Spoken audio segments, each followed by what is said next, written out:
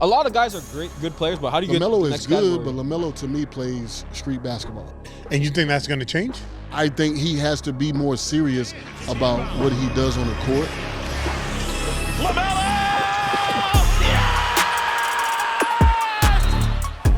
We'll start. Look at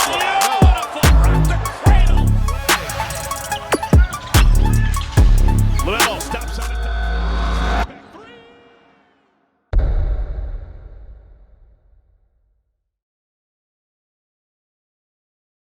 Just an average athlete. Doesn't show any real consistent toughness. A very dangerous choice in the draft. He's a guy that will probably flame out. These aren't random YouTube comments. These are real scouting reports. Real NBA executives. Real doubt attached to a real prospect. Fast forward to now. The Hornets just ripped off a 9-game win streak, their longest since 1999. Their starting five owns a plus 25.8 net rating, the most dominant unit in the league. And when that lineup opens games together, they're 11-1. They said his style wouldn't translate to wins. And yet, LaMelo Ball is running the most efficient lineup in basketball, playing exactly the way they said he couldn't. The NBA is adjusting to him. And to understand how we got here, we have to go back to where it all started.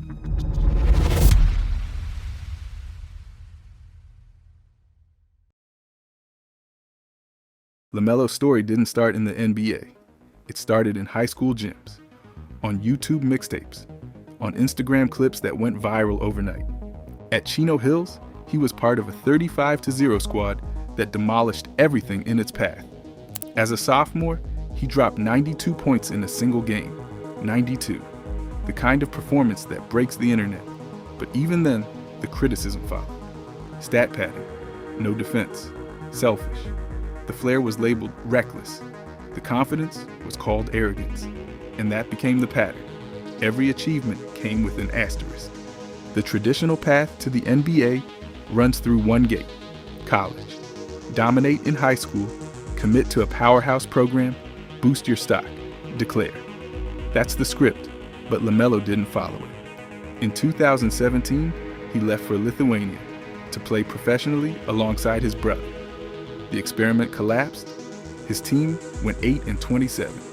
LaMelo scored just 52 total points across 8 league games. It was labeled a disaster. After that came the JBA, his father's startup league, widely dismissed as a publicity stunt. Then Spire Institute, a prep program that offered legitimacy but little visibility. Most NBA scouts never traveled to see him play. For most front offices, LaMelo remained a mystery, a teenage celebrity with more headlines than live evaluations. Then came Australia. In 2019, LaMelo signed with the Illawarra Hawks in the NBL. No circus, no cameras, just professional basketball against grown men.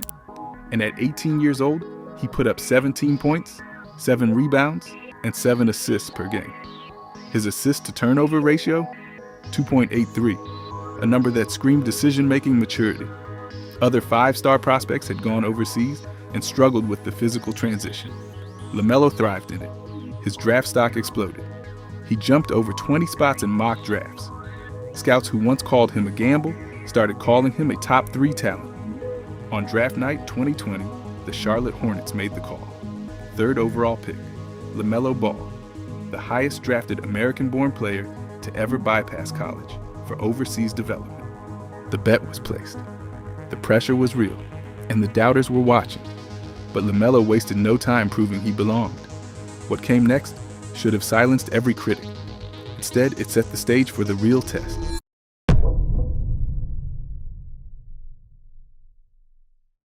From the moment LaMelo stepped on an NBA court, he looked like he belonged. As a rookie, he put up 15.7 points, 5.9 rebounds, 6.1 assists, and 1.6 steals per game. He led all first-year players in assists and steals. He wasn't just keeping up, he was setting the pace. By season's end, LaMelo took home the Rookie of the Year award. The same unconventional style that scouts questioned was now producing elite results at the highest level. Year 2, even better. Through his first 47 games of the 2021-22 season, LaMelo averaged 19.6 points, 7.1 rebounds, and 7.5 assists. At just 20 years old, he earned his first All-Star selection. He became only the 5th player in NBA history to reach 5,000 points, 1,500 rebounds, and 2,000 assists in his first 300 career games. The company? Magic Johnson, Oscar Robertson, Walt Frazier, Luka Doncic. That's not a list you stumble onto. That's generational territory.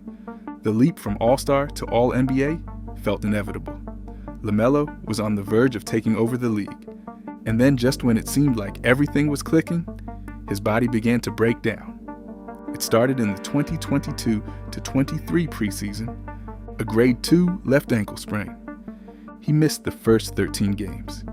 3 games into his return, he re-injured the same ankle. A month later, he sprained it again. Then came the real blow, a fractured right ankle in February that required surgery. Season over. Just 36 games played. The next year looked promising. LaMelo came out scorching, averaging nearly 26 points through his first 14 games. But the surgically repaired ankle flared up again. Another shutdown. Only 22 games total. Then 20, 24, to 25. A calf strain. Recurring ankle soreness. Wrist issues. Charlotte eventually shut him down for the season. 47 games. The numbers tell the story. In his first 2 seasons, LaMelo played 82% of possible games. Over the next 3, just 43%. For his career, he's been available for only 57% of the Hornets games. With every absence, the critics circled back. Too fragile, too thin, not built for the physicality of this league. If he can't stay on the floor, he can't lead a team to wins, and the record didn't help. Charlotte committed $204 million to him in 2023. Over the next 3 seasons, the Hornets went 67 and 179, dead last in the entire league. For many, that became Exhibit A, losing player, empty stats. Can't build a winner around him. The same unconventional path that once made him unique now looked unstable. The doubts weren't whispers anymore. They were headlines. But when LaMelo returned for the 2025-26 season, something felt different.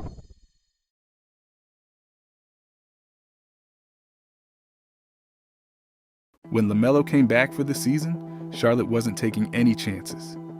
The organization had seen what happens when you push him too hard, too fast. So this time, they built a system around preservation, minutes restrictions, load management. At times, they even brought him off the bench. Not because he wasn't good enough to start, but so he could close games fresh in the 4th quarter. And LaMelo bought in. He understood the strategy. He supported it. Protect the engine. Preserve the franchise cornerstone. But the biggest difference this season wasn't just how Charlotte managed LaMelo. It was who they put around him.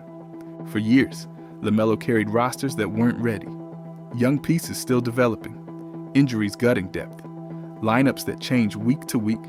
But this year, the core Charlotte has been building finally clicked. Brandon Miller is 23 years old and has evolved into a legitimate 3-level scoring threat. He can get to the rim, pull up from mid-range, and stretch defenses from deep. He's no longer a project, he's a problem. Then there's Con Knipple. The rookie out of Duke is shooting 48.0% from the field, 43% from 3, and 89.9% from the line. He's won Eastern Conference Rookie of the Month for October/November and again for December. At 20 years old, he's already one of the deadliest shooters in the league. Miles Bridges brings veteran presence and scoring punch. Moussa Diabate provides rim protection and energy. And for the first time in LaMelo's career, he has a supporting cast that can actually support him. Ball, Miller, and Knipple have quietly become one of the most dangerous 3-man shooting combinations in the NBA. Together, they're redefining what Charlotte basketball looks like. And the results? They speak for themselves. In January 2026, the Hornets ripped off a 9-game winning streak, the franchise's longest since 1999. Not against bottom feeders either. They beat Orlando. They beat Dallas. They beat Denver, Houston, San Antonio. Quality opponents, convincing wins. This season, LaMelo is averaging 19.3 points, 7.4 assists, and 4.8 rebounds. efficient, controlled. But here's the number that matters most. 45 games played this season. That's his longest healthy stretch in years. And when that starting five takes the floor together, Ball, Knipple, Miller, Bridges, Diabate, the numbers are staggering. A plus 25.8 net rating. They're scoring 146 points per 100 possessions while allowing just 103. Their record when they open games together, 11-1. That's not a fluke. That's not small sample noise. That's the most efficient high-usage lineup in basketball. Better than Oklahoma City. Better than Denver. Better than anyone. The critics spent years asking one question. Does LaMelo's style actually translate to winning? The numbers finally have an answer.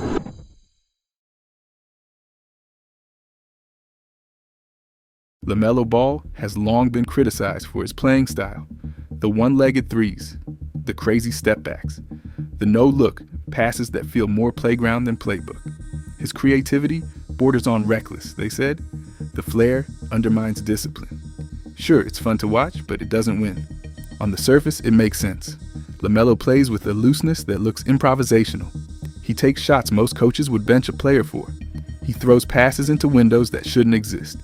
He plays like the game is a performance, not a grind. But here's what the critics miss. When LaMelo Ball is on the floor, Charlotte posts an offensive rating of 112.6. When he sits, that number drops to 108.5, a figure that would rank the Hornets in the bottom 5 of the entire league. That's not noise. That's a 4-point swing, based purely on his presence. His 6'7" frame lets him see over defenses and thread passes that most guards can't even attempt. He stretches opposing schemes from near half court, pulling defenders out of position before the play even begins. He manipulates coverages with a flick of the wrist, creating advantages his teammates don't have to work for.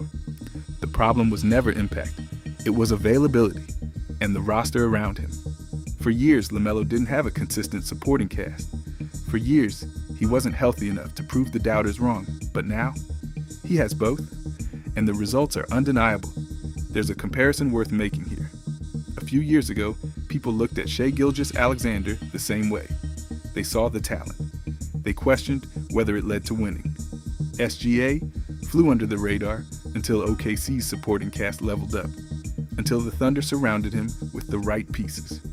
Once that happened, the narrative flipped overnight. Suddenly, he wasn't just talented, he was a winner. Sound familiar? Now Charlotte has its supporting cast. Brandon Miller is emerging as a legit 3-level scorer. Knipple is one of the deadliest shooters in the league as a rookie. Miles Bridges and Moussa Diabate bring physicality and balance. For the first time in LaMelo's career, the infrastructure matches the talent, and the narrative is changing. LaMelo recently became just the 5th player in NBA history to record 5,000 points, 1,500 rebounds, and 2,000 assists in his first 300 career games. The names beside him? Magic Johnson, Oscar Robertson, Walt Frazier, Luka Doncic. That's not empty production. That's not hollow stats on a bad team. That's historic output from a player whose impact has always been real. It just needed the right context to translate into wins. And now it has. The same people who said his style wouldn't work are now watching Charlotte climb the standings. The same scouts who called him a gamble are watching his starting 5 dominate at a historic level. The same narratives that followed him from high school to Lithuania to Australia to the NBA are finally being rewritten. That's the part the league got wrong. They thought LaMelo would have to change. They thought he'd have to sand down the edges, play within the system, become something more conventional just to survive. But he didn't. It's not LaMelo adapting to the NBA. It's the NBA adjusting to him. And that's the truth about LaMelo Ball.